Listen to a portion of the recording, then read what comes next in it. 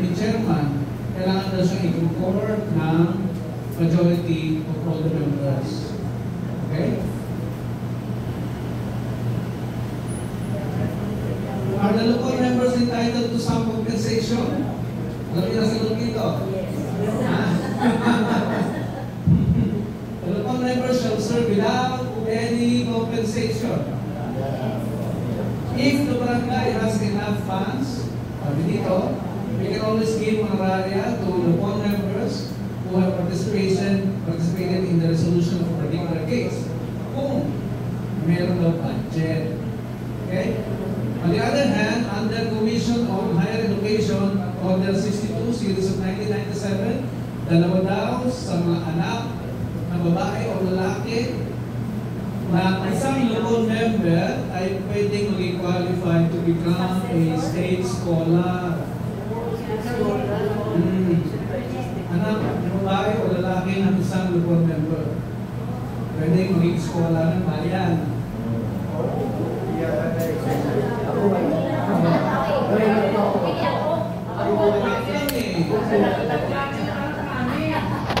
Anak lang lagi. Subukan niya yung ilahan. Kung wala nang anak ako, hindi na away lang natin yung ako, pwede away lang ako. Diba? Hindi subukan nyo lang, hindi sinabi yung pwede ha. Ito sulit ka muna. O, sa chin. Hindi ko nasabi sa inyo ito before? No. Hindi nasabi? Wala ka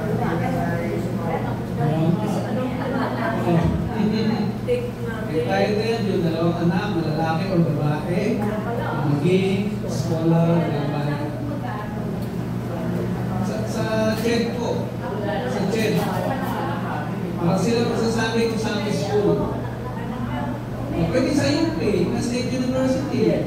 UP, State University yan. UP, Indian State University. City. Funded ng city ang UMAC. RTU, hindi ko pa sure ma'am. State University. Inquiry po. Bibigyan kayo ng listahan ng mga school. UP. Technological? O yun, State University yan. Polytechnic. Okay? State University. All colleges, state colleges. Yung RTU, baka state colleges. Kaya nyo lang teacher. Okay po?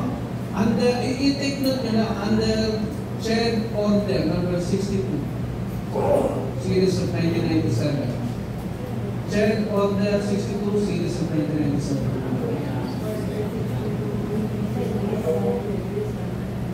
Diba? Kung sakali wala kayong honoraria, ito wala kayo. Pero parehong benefits kasi yan. Okay? Bilang local member. So, perform din dito ng appointment. Lahat ng klaseng forms na dapat gamitin nandito po sa ano nito. Now, good to hear, sabi ng isa. At least their commitment and services are more or less compensated. Lord can resource other funds for the local operations aside from barangay funds. Diba? Kung meron pa kayong ibang aktibidades, saan na pupunin yung pondo? Sabi dito, we can always ask the municipal government, city government, for some allocation regarding operations of the port and include it in its annual budget. Okay? Yung regular kayo ng Christmas party, ilagay nyo doon. Ito po funding namin sa Christmas party. Hinihingi naman ng city, di ba, sa inyo pa. Okay? Back to my role as a chairperson of the board, are there any specific functions related to administering barangay justice? Indeed, your role as chairperson of the board is very crucial. Kapitan yung kausap dito. However, we can discuss it as we go along with the different ways of resolving disputes or conflicts in the barangay. Papunta na tayo sa proseso ng mediation, yung step 1. How can I involve myself with ang barangay in the justice administration? Ang sagot ng barangay has the duty to provide the administrative needs of the lubong taga-pamayama and the pangkat taga-pagkasundo by allocating funds from the internal revenue allotment for the katarungan ng barangay. So, IRA, o IRA, ang tawag doon, yung para sa mga barangay. doon daw pwede kunin. Okay? Hila. Okay, now, please tell me what is the first step of resolving conflict or dispute in my barangay. Magkape muna tayo. First, kanyang manang soling is preparing boiled sweet potatoes and sabaw for us. Nagrihin kasi na. Okay, next.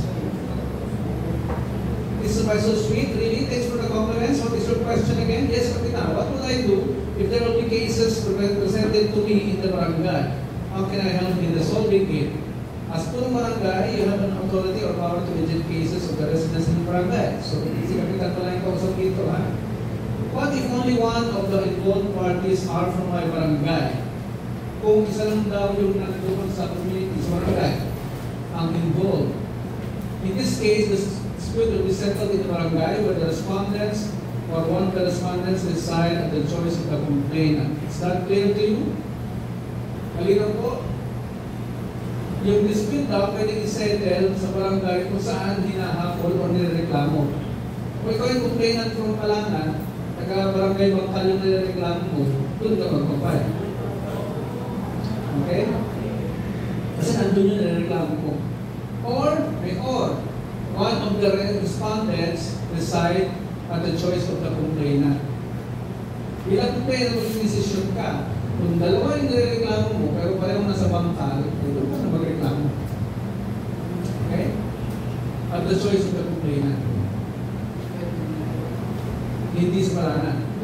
Kahit na nandito ka ganito siya. Okay? At the choice siyempre ikaw, pagka nireklamo sa Palangan, kaya doon sa kanilang barangay yung pinahablan mo. Diba?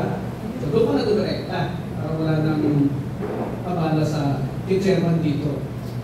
Okay? Yung kailangan din, makalong respondent? Dito nag-file? Dito na nangyari yung choice ni complainant pa rin. Dito siya nag-file. Choice niya. Halimbawa yung respondent na ganito, yung complainant nag-ekaw lugar, yung away na nangyari sa Laguna. Doon na pa sa barangay sila magandang na po o dito. Kung yung away ay criminal in nature, kung saan naganap yung krimen? Kung saan naganap po? Oo. Hindi mo pwede yung complainant mag-file dito kasi residente yung respondent dito. Hindi, kasi nasusunod yung krimen. Kung saan naganap yung krimen? Oo, yung kanina naalala nyo. The place of commission of the crime. Doon. Okay? Tuloy natin. Communication to the punong barangay. So may chairman muna pala. Unang gagaan. Chairman muna. Yes, what if any of the involved parties is incompetent? Hindi nyo sila incompetent, ha? Or minor? Well, ano sagot? He should be presented by a legal guardian or next of kin who is not a lawyer. Kasi bawal ang lawyer sa mediation o sa katarungan ng barangay law. Kaya bubuluhin nila ang procedure. Bubuluhin nila. Next question. Oo nga. Can I mediate cases involving cooperatives or people's organization operating in my barangay? Ang tamang sagot? Mga kumpanya o cooperative. Pwede ba silang mag-file ng complaint dito? No. Kasi a juridical person or corporation like a cooperative cannot file a complaint because it is not a party to amicable settlement. Bakit? Kasi organisasyon yun na maraming may-ari o maraming boss, maraming board of director or board of trustees. So hindi na in-involve para hindi na magulo sa dami ng magdidesisyon para sa isang organisasyon, di ba? Any case involving cooperative or people's organization can go directly to court nang hindi na dumadaan sa barangay mediation or conciliation. Kapag nagpunta dito, alam nyo na sasabihin nyo, ha? Diretso nyo na po yan sa korte. So what are the cases under the katarungan ng barangay? General generally daw, lahat halos ng kaso. Pero may exception. Ano yun? Alala niyo yung exception? Alala niyo? Hindi ko alala. Lahat ng kaso na may kulong na 1 year pataas. 1 year pataas. Hindi kasali sa barangay. Or may penalty na 5,000. Tingnan natin para mas malinawan natin. Baka maputol.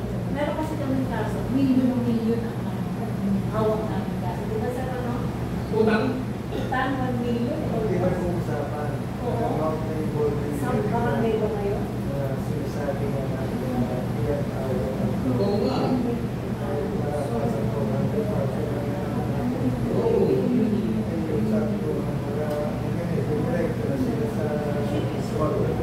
Korte. So, hindi na tuloy dito. Hindi na tuloy. Pero sinabi mo, kasi gusto nila dito na muna Dito gusto. Meron exemption sa gusto nila dito na mag-usap sila. Kaso beyond jurisdiction. 1.2. Kaya nga, jurisdiction yung masusunod doon. Wala rin jurisdiction. Sila eh, parang sila dito kung parang magkaso ito mag-usap. Sinentertain nyo. Na-entertain Sinentertain nyo. So, usap lang. Walang papel na nangyari. Pero sabi na sa senior,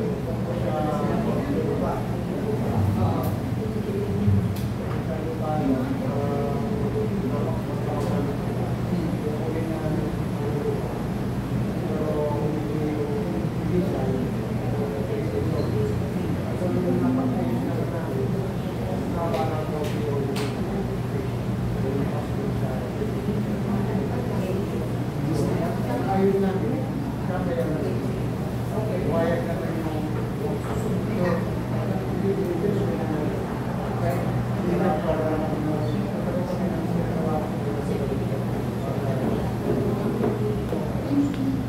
sa mga successful, isa na nagsaksi naman. Nagkagustuhan nila na nililita dito. Hindi sa nagkakagulit. Parang iniiwanan din nila Sa korte. Okay. Pero kung hindi matupad yung pinag-usapan nila doon, babalik yun, di ba? kaya pinagawa ko sila ng Pero may black down. Oo, black and white.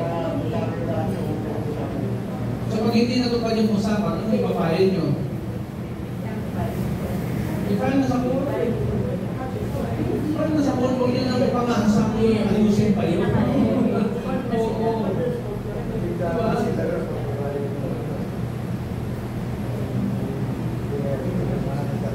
Ay, yung mga ano nila. Magkapirmahan, tapos nabigla. No, yung tawag dito, yung mga pinagawa agreement. Agreement. na inano sa lawyer. Oo. Sabi ko, Pinalo nila, pinadoctorize. Pero kung ano pala, is 1,000. So, ang hindi ano yun. Okay, kasi lupa eh. Malaki malaki eh. Malaki ang kanilang lots kasi. Kaya, So malaki sinigil sa lupa. 1,000. Kaya ang gano'n sila.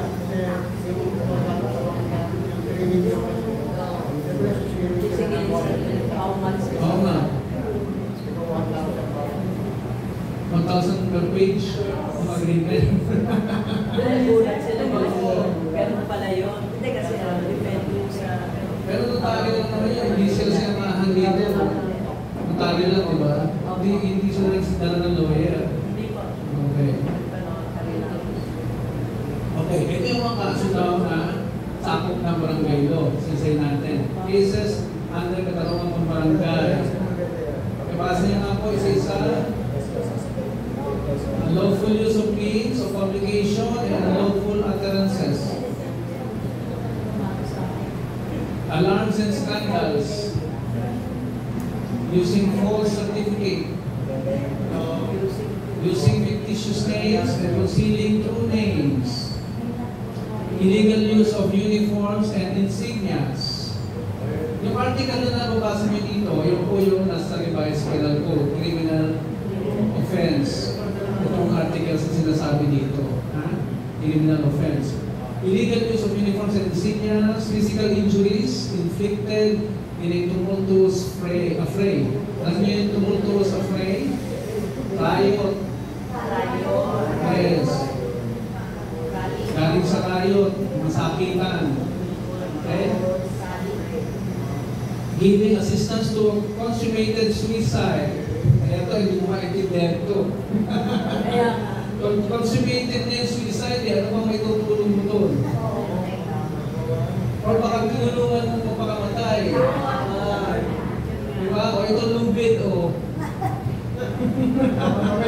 Ay ko ba nagtali? O ito yung ibig sabihin niyan. Okay?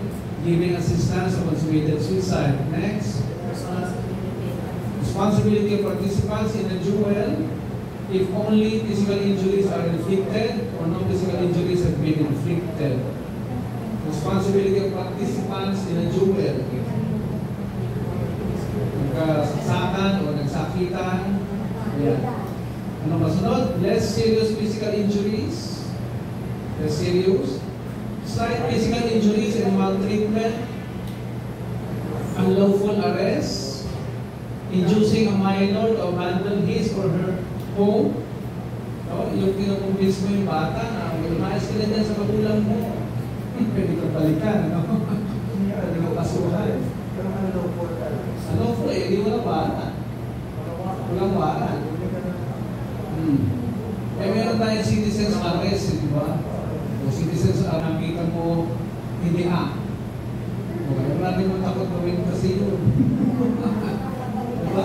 Police, malalagay ka pa sa panganin. Diba? Kahit na the citizens arrest. Abandonment of a person in danger and abandonment of one's own victim. Maalala niyo yung story ng Good Samaritan. Story ni Jesus Christ. O, ano pay-pay na, inilalampasan lang. O, iwasan pa. May kaso tayo doon. O, pinakakita ko sa'yo. Nakita mo na, nilampasan mo pa. O, hindi ka reklamo. Opo. Okay?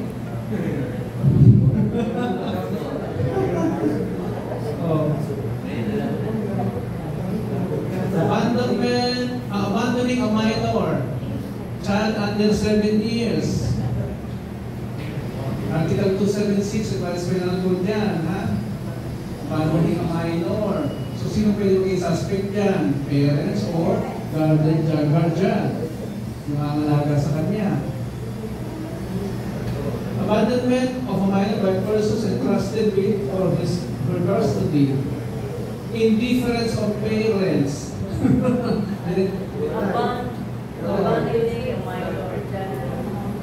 Indifference of parents. Sinerge ko ito, ano po sabihin itong indifference of parents? Yung indifference of parents, yung parang hindi anak ang trato mo sa kanya. Pero anak mo siya. Yes. Yan, indifference. May ganyang case. O, article. Tulungan?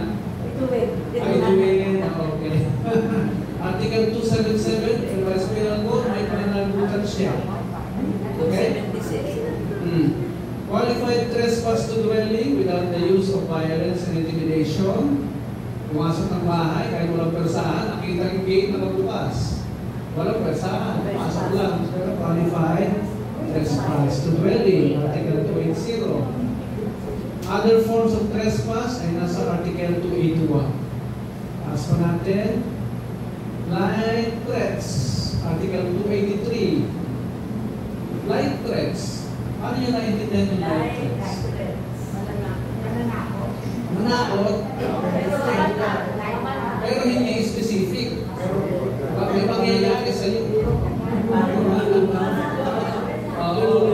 Light threats. Hindi specific. Diba?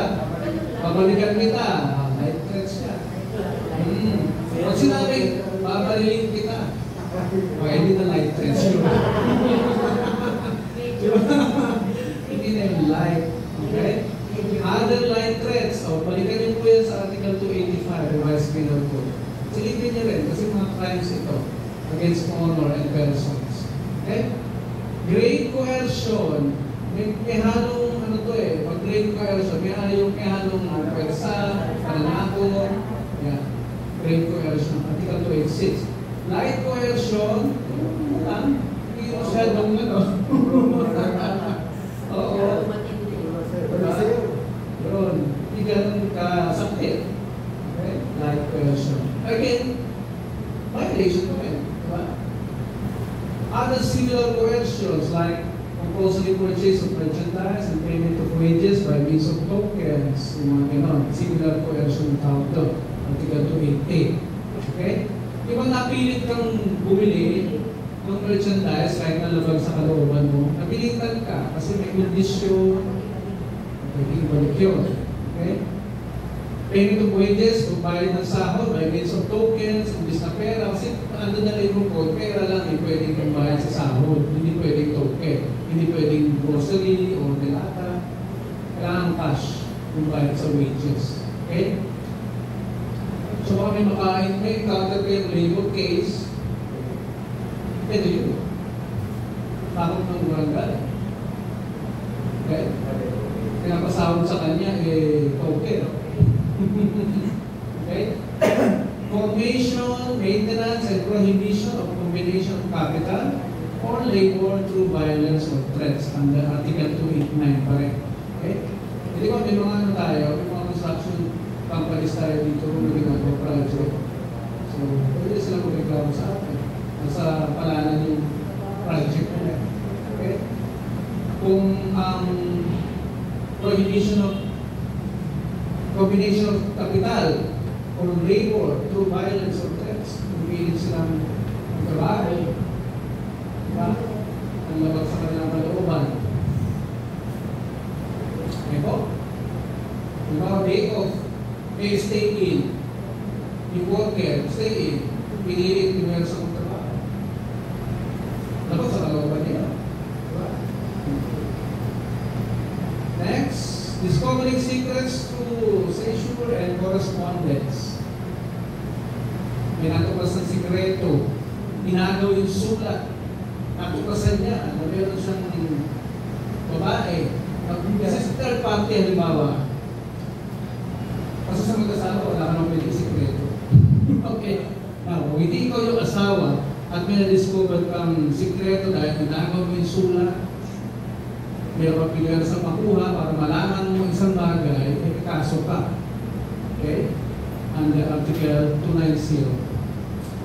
Revealing secrets with abuse of authority. Yung mga proseso pinagdadaanan nyo, sikreto ng magkaaway yan eh. So pag yan tinalat nyo, sinisinis nyo, abuse of authority tawag doon. Okay? So dapat ang pasong puto sa inyo ay confidential. Pag-chismis, pag-uwi. Oo, di ba marites, ha? Protection na natin yung parties. Otherwise, makakasuhan tayo ng abuse of authority. Okay po? Theft. Marami na kayong cases na ganyan. Itong revised penal code natin, napaka-tagal na nito eh. So kung 50 pesos lang yung value ng property dito, meron na kasi changes ito, no? Makikita nyo yung revision sa Republic Act, natin na. Check itong Republic Act na to, dito yung changes o revision.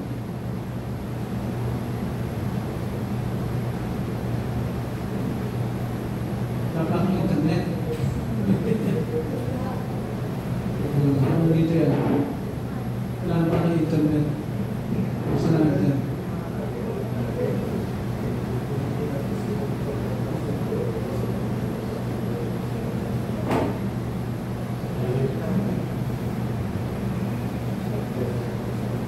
Penalty.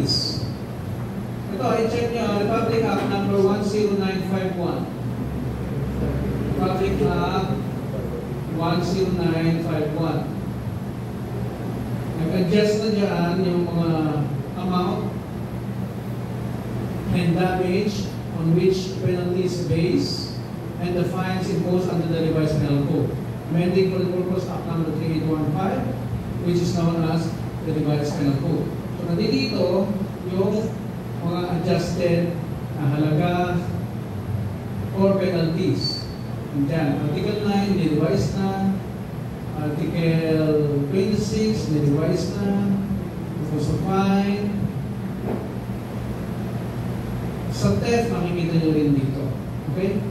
This is 34 pages. Kung gusto ko saan dito, pag-discuss natin dito. So, in-essential ko, ay Google nyo para sa sarili kayo kopya. Republic Act number 10951. August 29, 2017. Okay?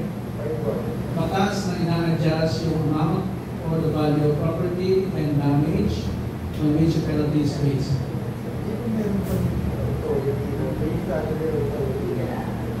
Okay, so balik tayo dito sa theft.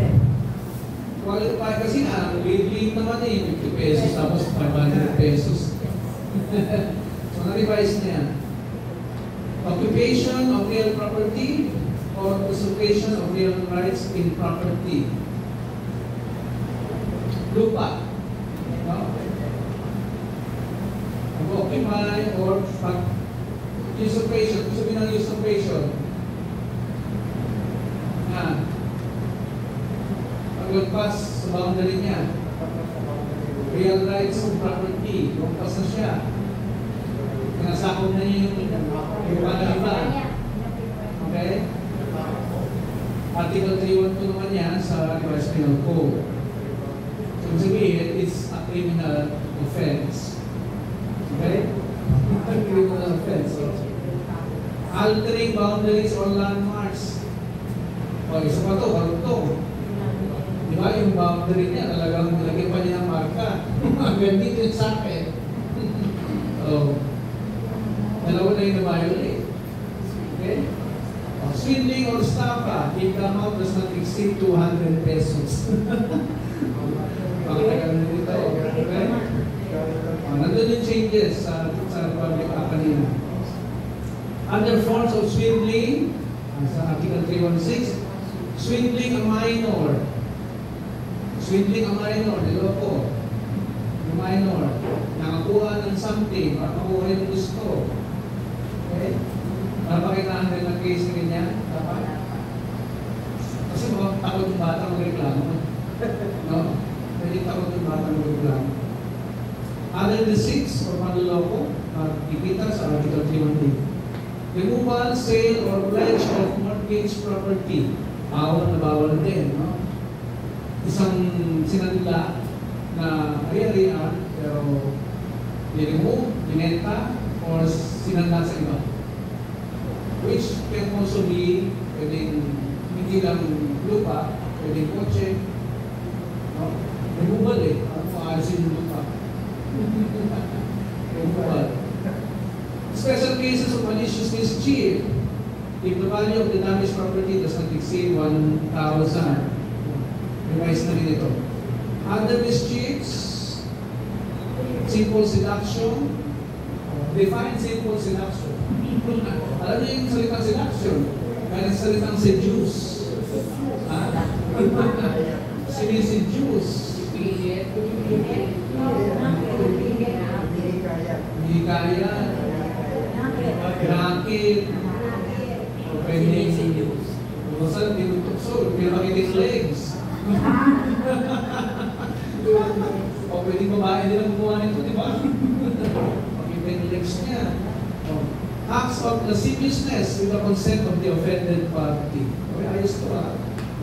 Acts of lasciviousness with the consent ng offended party. Umaya. Okay, criminal offense din daw. Threatening to publish and offer to prevent such publication for compensation. Huwag mo i-post yan. Kabayaran kita. O, criminal liability pa ito. Oh, Article 356. Prohibiting publication of acts referred to in the course of official proceedings. Official proceedings yung hilig na ginagawa niyo. O, official proceeding ang tawag doon. Pag pinagbawalan ka, makakam sa pintura. Kasi hindi mo pwedeng i-post talaga eh, no? Official proceeding eh. Dinamay na lang natin kung extra. Incriminating innocent persons, mga dinadamay natin sa paghahabla, no? May lumapit sa inyo, pero ang daming damay. So, questioning nyo rin, bakit sila damay? Bakit sila damay? Bakit sila damay? Dahil sa inyo. Kasi yung tao, baka nananahimik lang eh, di ba? Makagalit lang siya, sinaway lang niya. May hugot siya. Okay? Kasi ikaw ba naman papayag yung pangalan mo mag-drag sa barangay? Diba? Google ka lang, papatawag ka. Diba? Kahit sino lang papayag sa gano'n na mag-drag yung pangalan niya. Okay? So, incriminating innocent persons, Article 363 is a crime. Intriguing against honor. Ano sa Tagalog to? Hindi ng puri. Diba?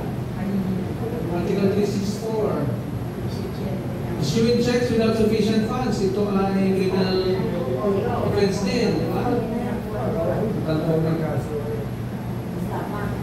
Talbog na check eh. Nakalagay dito ka, ano na naman mo eh.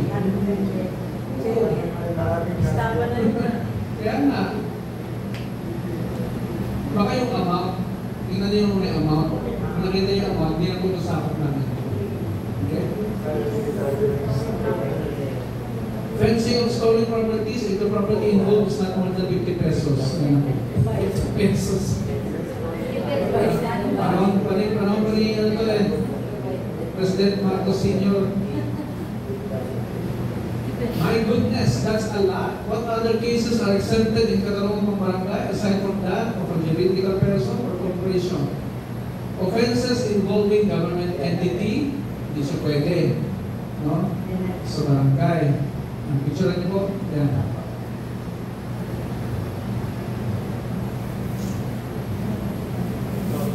Kapag opisina ng gobyerno yung hinahabla, eh, hindi po yung sakot ng barangay, Katarungan.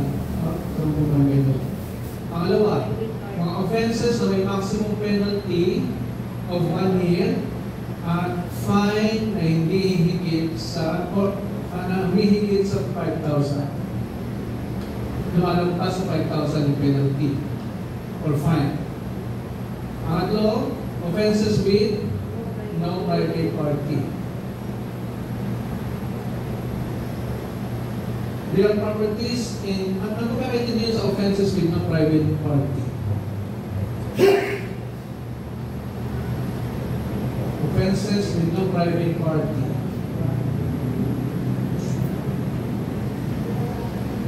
Naintindihan niya? Offense o walang private party. Bawa, lalakad ka sa kanto, may pumunta lang pa, sa hulog ka. O sino may ahap lang? Wala. Diba? Reklamo pa lang. Sa city. Nabawang city ka yun. Alagaan yung mga ano ko. Oo. Pag ako yung nahulog eh, unang pumuntahan para may mga na. May pinakamalapit na pwede mag-rescue. Sa kanya, parang siya eh. Oo. Kaya magagawin niyo, magkakarap niyo na. Ang sabihin niyo, magkakarap niyo yung tao. Ang sabihin niyo. Nahulog ako sa journal, sir. Ano gagawin ko?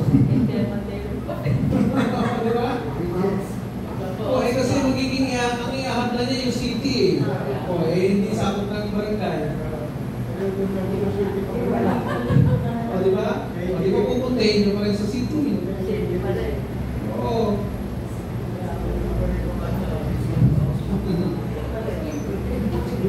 Real properties in different cities or municipalities, mga lupa lupa na nasa labas ng barangay natin. Okay?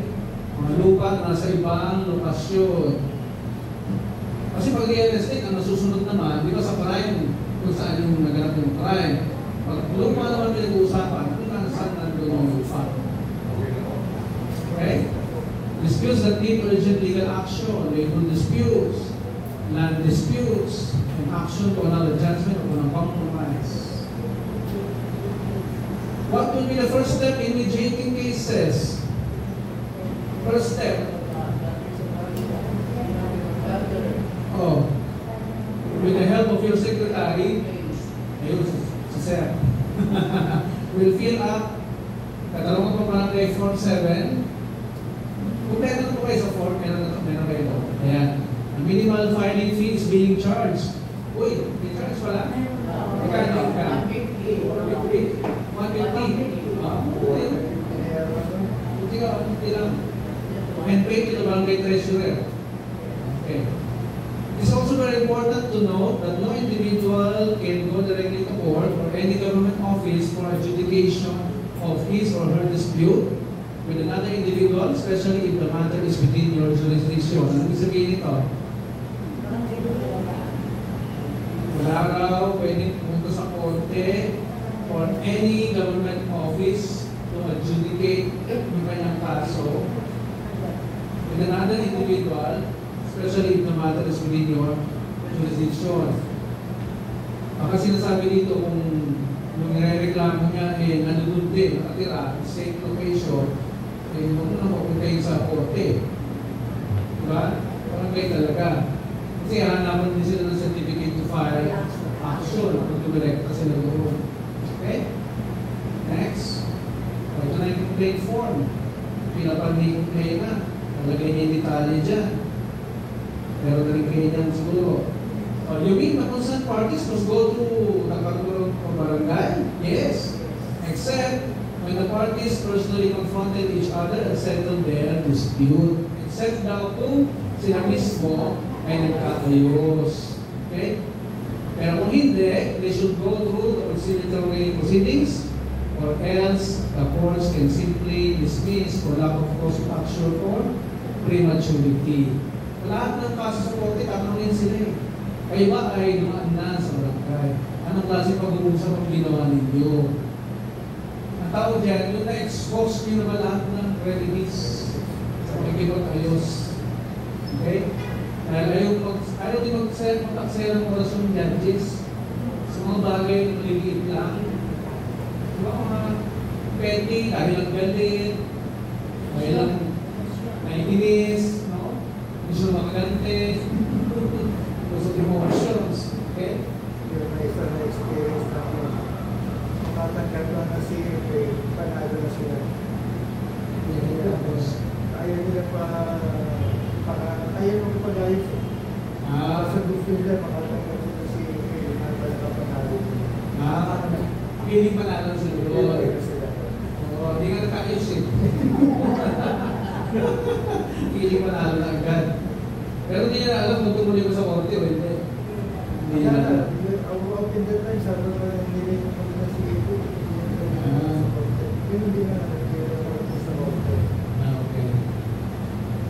Are we not acting like a court and nalupot as judges? O parang daw ba tayo parang korte na may judges? No, hindi naman.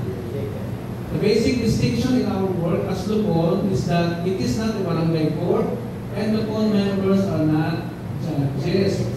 It is a conciliation body and the members are conciliators. In your case, you are the mediator. Okay, now after the complainant has paid the filing fee, what's the next step? Along the tatlong araw, you should issue a notice of hearing to the complainant and so on, the respondent, both of whom should appear in your office. Okay, ito na. Napadala na ng notice sa loob ng tatlong araw. Simula sa araw na siya ay reklamo, file. So ito yung notice of hearing form. Yan. What if any of the parties fail to appear? Wala yung isa, wala rin pareho. If a complainant cannot appear before you without justifiable cause, his or her complaint will be dismissed. Isang hearing na hindi umatin, dismiss mo ba? Hindi pa. Reset. Di ba? Reset. Reset pa. Hindi pa ng chance. Okay? And eventually, she or he cannot file a case in court. He can also be punished, reprimanded. Punish ang pwede nyo ibigay. Community service. Pagalitan, no? Reprimanded for indirect consent. However, if the respondent cannot also appear without justifiable cause, his or her counterclaim, if there is any, will be dismissed and he will be barred from filing in court and be punished for indirect contempt of court. Ito naman punish na hindi naman magagawa ng ito, di ba? Yung business mo lang eh. Oo, alam mo kung saan ka. Di ba? Siya na bahala sa susunod na action niya. Oo. Mapusa sa court, alam mo rin siya ng CFA. Di ba? Saan CFA mo? Business ang kaso, wala. So ito yung summon form. Respondent. What if both of them appear? How will I resolve their case? Correction. Correction. You will not resolve their case, but you will help them resolve their case. Malinaw po yan, ha? Okay, ngayon, ha?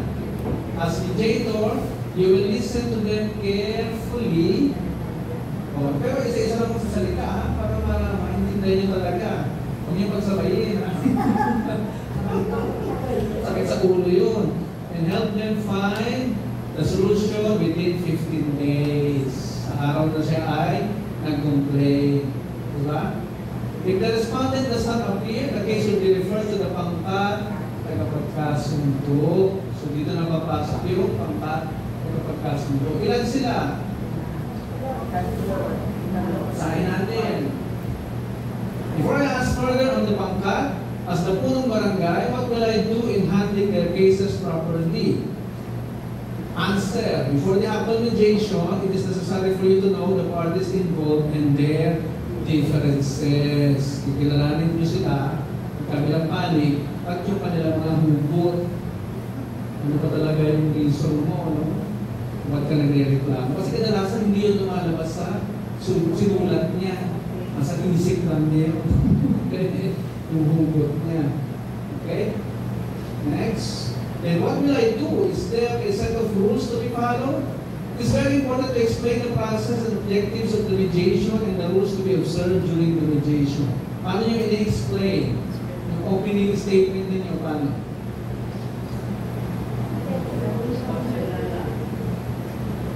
Yung proseso. And objective. Paano? In the prayer. Asa? Paano kung 80 is yung kaharap nyo? Bakit may prayer? Di ba may separation of church and state? Paano yun? Gagawin nyo muna. Pwede mo tayo mag-pray? Kasi pwede yung tumanggi siya eh. Hindi siya naniniwala kay Lord, di ba? Gagawin nyo muna. Diba naman, pwede nag-capture. Okay. Okay, kasunod mo siya. Alam mo sa ba, papa-order tayo na ako. 470. Natututo ba kayo? No. Okay. Interesting yan. Okay. It is better if you could start the whole process with a prayer, give each party time to explain their side without interruption from the other party. Ask questions and involve both parties in looking for the solution of their disputes. Dahil mediator ka, hindi ka pwede mag-desisyon para sa kanila eh, di ba? Sila yung bibigay ng desisyon. Kumbaga, pagka i-limit mo lang sa gitna, yung pa nilang mga gusto. Kasi kaya sila nasa harapan mo dahil hindi nangyari yung pag-uusap nilang dalawa. Kaya namamagitan ka. Hindi nakarating sa kanya yung gusto nitong isa. Hindi nakarating sa kabila yung gusto naman itong isa. Kaya kayo nandun para makarating sa kanilang dalawa yung gusto nila sa isa't isa. Naintindihan po? Okay, very good. It seems to be so easy. Parang dali na naman pala eh.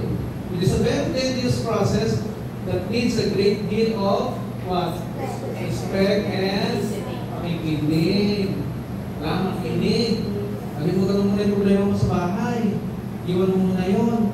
Ha? Para maintindihan mo yung sinasabi nila. Okay po?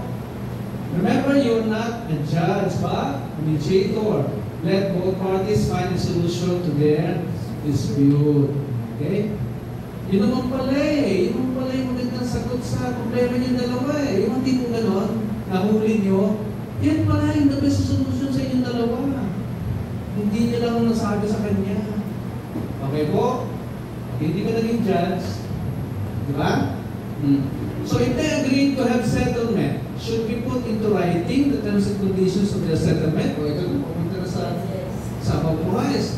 Yes, but it should be in a language or dialect known to parties. So, pareho may pinag-aralan, may English. Kung hindi naintindihan English, Tagalog. Para wala pwedeng tumanggi later. Hindi ko kasi naintindihan yan. Nabilit ako kumilba dyan. Di ba? Parang gano'n. It should be in a language known to them. Next. Ito, kami ko po settlement form. Meron na kayo nito. Yeah, very good. How can we ensure that the agreement will be complied? Paano natin masisiguro na yung pinagkasunduan ay masusunod? Mangyayari. Pagkaganap, tutupagin. Paano daw? After 10 days, the settlement will be executory and it has the force and effect of a decision of a court. Loob na ng 10 araw. Meron pang period, ano? Pwede i-enforce na yung decision or agreement na ginawa nila. Lalapit ko na sa iyo eh. So, labas na po yung 10 days. Hindi ko siya tumutupad. Hindi yun na yung power mo. Para i-enforce yung decision, parang decision na ng korte. Okay, ano susunod? Ay, babayad talaga eh. No? Nakaming pera. Ano susunod? What if any of the disputant was forced to come up with a settlement through fraud, threat, or intimidation? O sakali lang daw na nagwersa siya. In that case, any party can protest the settlement within 10 days. Susunod din ng 10 days. Kasi after 10 days, executory na. Kasi wala siyang habol. Ang pasay sa mga araw eh. Kumbaga sa korte, final and executory. Final na siya. So, hindi siya pwede magreklamo sa 11th day. Okay? The settlement will take effect. How can the respondent comply with the settlement? He or she can voluntarily comply with the settlement within 5 days. However, if he or she fails, then we can take his property as prescribed by law. O ito na, may hakutan na ng gamit. May hilahan na ng gamit. Sharing with barangay. We can discuss that further later. What if my mediation fails? You know, settlement is never reached. Walang nangyari. Is there any way that the parties can settle their disputes? May bang paraan daw? Yes, of course. Our culture provides quite a number of ways of resolving disputes. One of them is resolving through a group of conciliators known and respected by both parties. In the code, sa code, barangay code, we call this angkat tagapagkasundo. Kumbaga, galing na sa lupon, hindi nagkasundo, pupunta sa angkat tagapagkasundo. Meron na kayo na kung gano'n? Wala pa. O, ito na sunod natin. Conciliation to the pangkat tagapagkasundo. God, what if I have done my best mediation yet, the parties have not come to an amicable settlement? Can they now elevate the case to the court? No, not pa daw. The parties still have to go to the conciliation proceedings. Okay. You as the Punong Barangay will, what's the process of conciliation daw? Si chairman will constitute the pangkat ng tagapagkasundo within 15 days from the last day of the mediation proceedings. No, 15 days. Mula sa araw na natapos yung mediation proceedings mo, si CAP ay gagawa na nabubuo na ang tagapagkasundo. So, i-appoint niya. Siguro hindi pa nangyari kasi wala pang kumakya. working days, no working days, so Calendar days. Calendar. calendar days. Yes.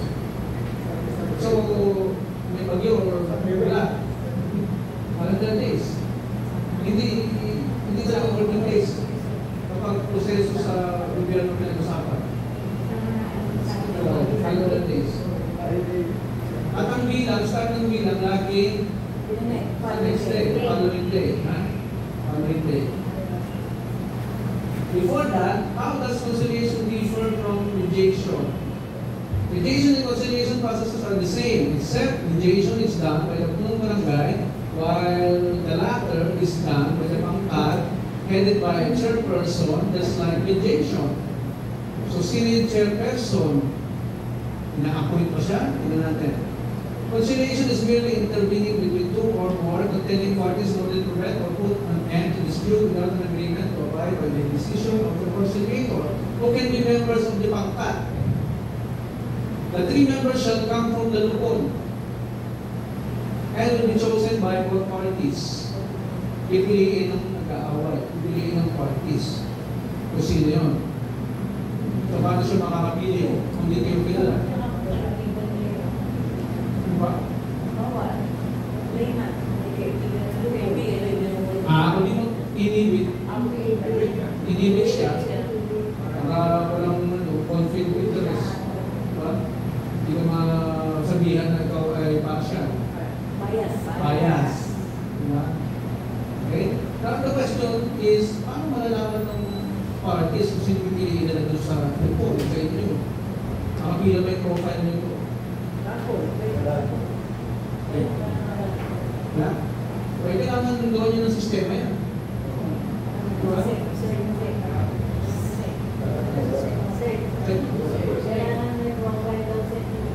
Paano pipiliin ng parties yung pangkat? Kasi tatlo pipiliin after mag-fail sa mediation. So, i-elevate sa pangkat. Yung pangkat na yan, magagalit sa lupon. Tatlo. So, paano siya pipili kung hindi niya kilala? Wala ng organizational chart.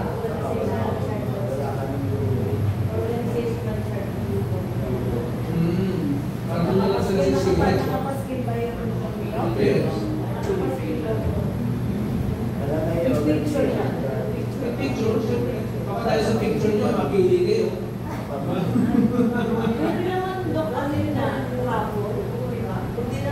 Ganun din, hindi niya kailangan eh.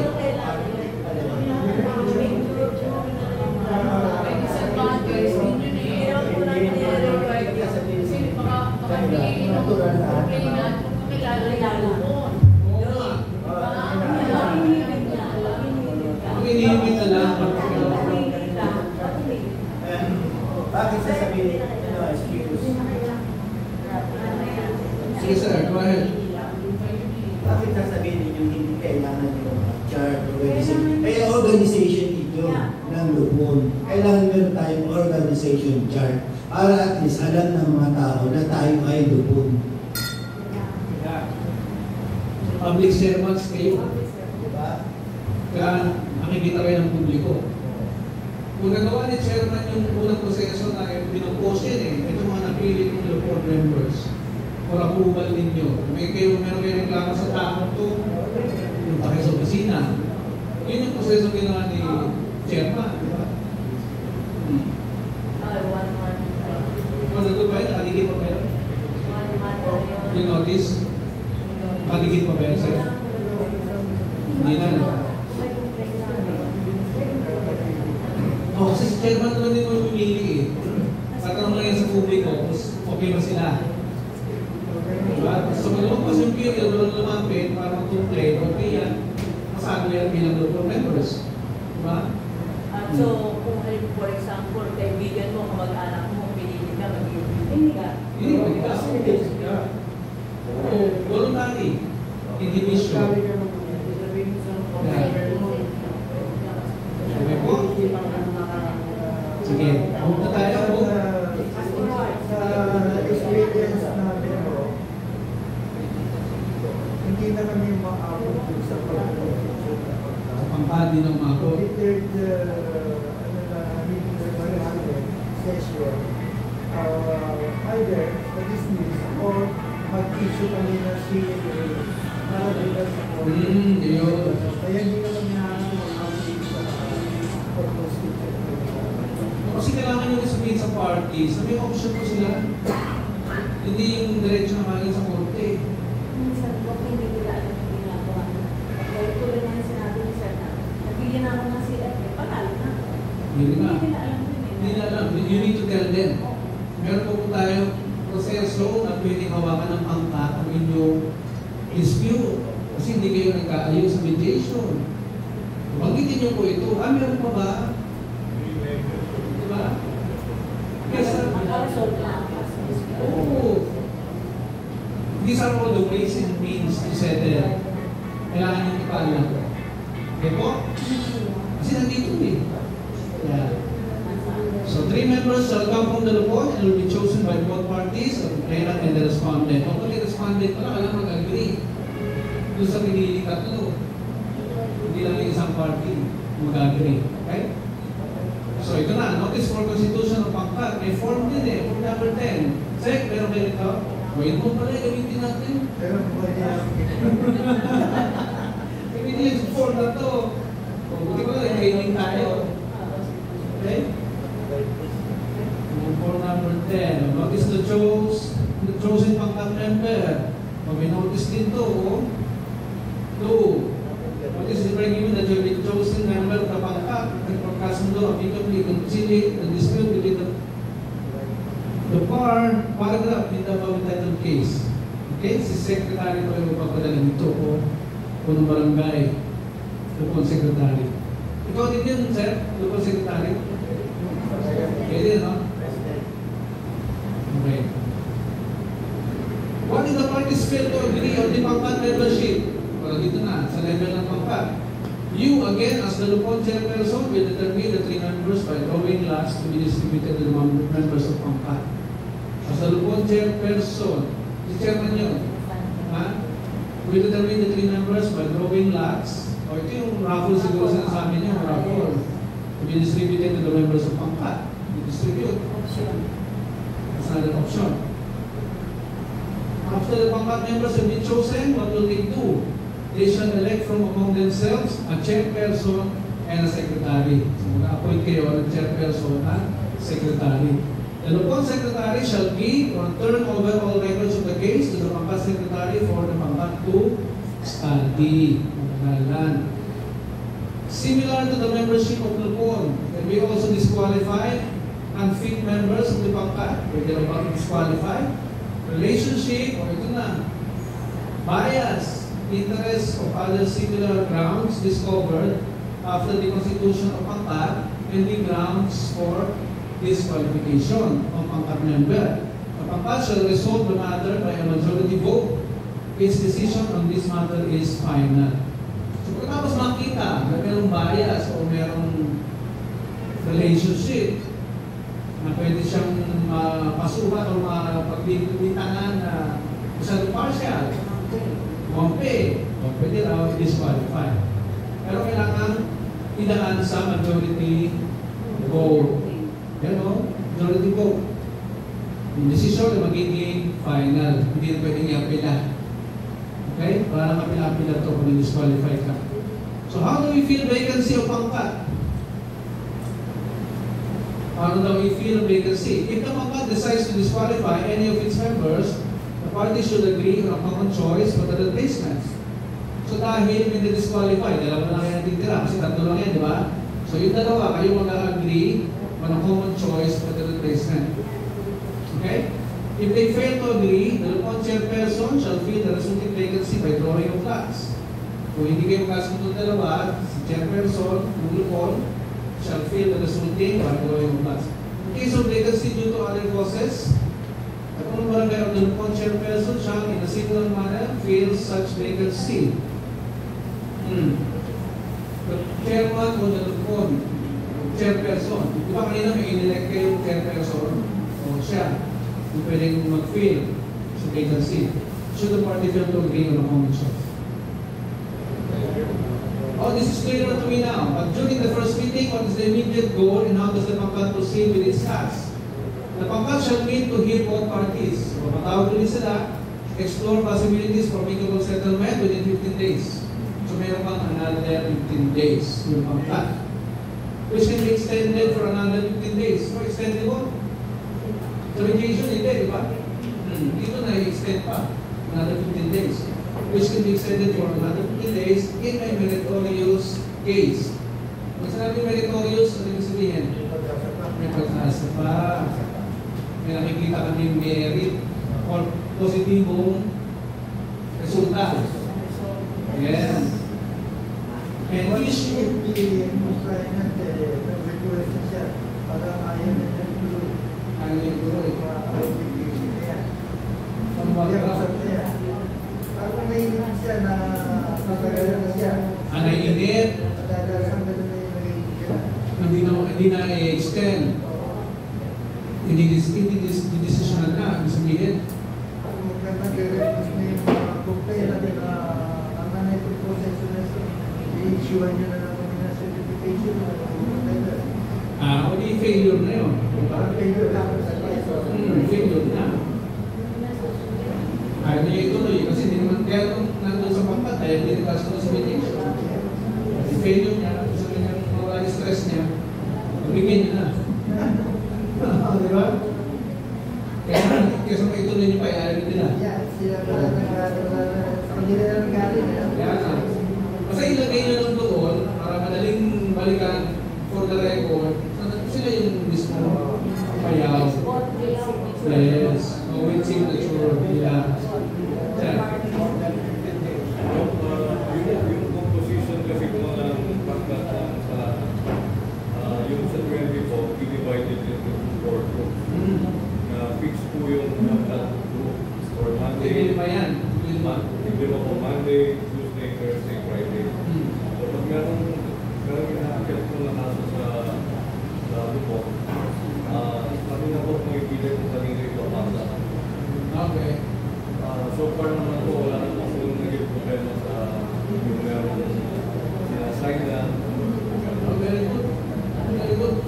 Pero sabi nyo, inibigay doon sa apat na yun. Di ba may araw na naka-assign sila? So kung anong araw na tapat, doon magpupunta. Okay. Okay. Very good. That's good to know. Thank you. Subpoena letter for the pangkat for another hearing. Ito yung form, ha? Form number 13.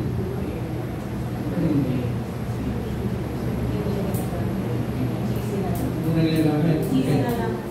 GC. Buti, nag-join. Nag-join naman. Kasi meron naman exclusive for Okay. Medyo malayo po ito. Kulang na ako sa oras. Kailangan marinig yun din si Dr. Michael De Paula. Sa kanyang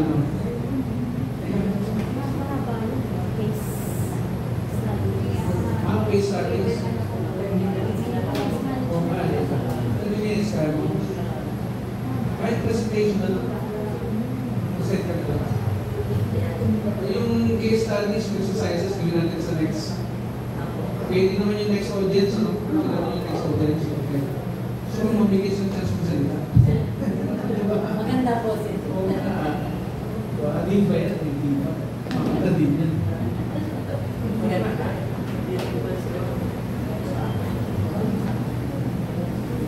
Mas na ako nasa sa akin maging